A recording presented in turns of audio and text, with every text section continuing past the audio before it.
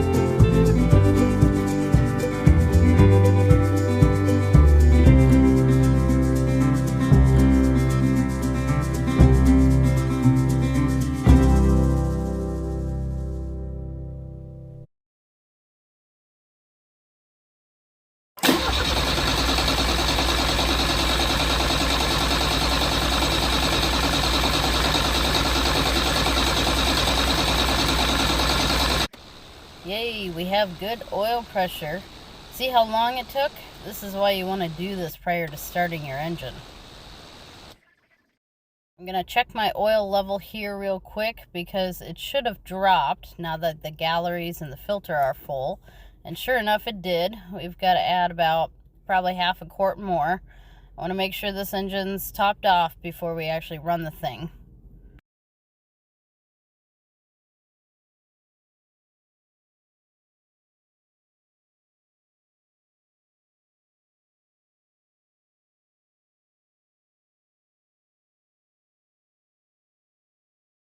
Alright, now for the more exciting part. We're going to get this thing up on its stand. It'll be nice to have it sitting on its motor mount so that way I don't have to worry about it, you know, falling over while it's running or have the forklift in my way. And so we're going to pick it up and get it secured and then eventually put it on the ground so we can run it. The dream for someday is to have a proper engine test stand, a dyno, all the toys to be able to put a load and run an engine inside the shop for, you know, more extended period. I watched Dave's Auto, and you know, they've got a machine that can actually turn the engine over slowly and prime the oil system and test it out. It's so cool. And you know, that's so beyond what I have here, but you know what, as long as we take our time and do it the right way, you can still do it the old school way. You don't have to have all the fancy equipment.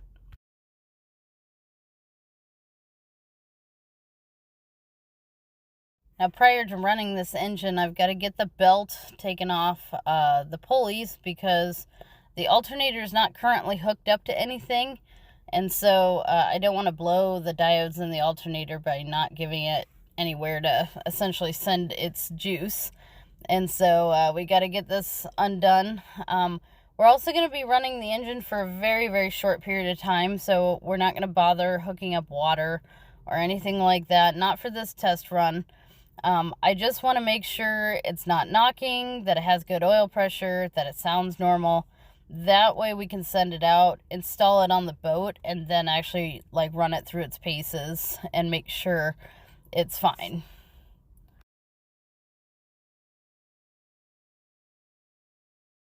All right, time to get this fuel system bled. We've got our tank hooked up, and took me a little bit of finagling. I realized I had the hoses on my lift pump backwards.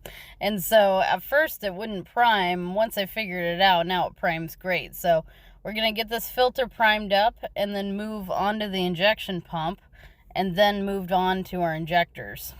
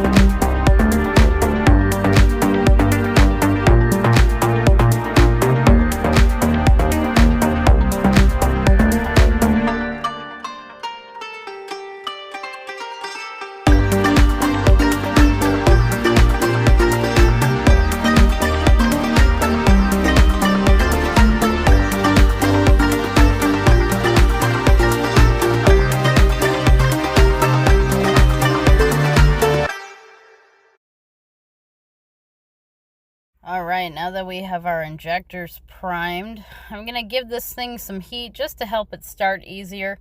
Being a Yanmar, it most likely doesn't need it, but you never know. I'm just in the habit of giving it a little heat when I go to start an engine for the first time.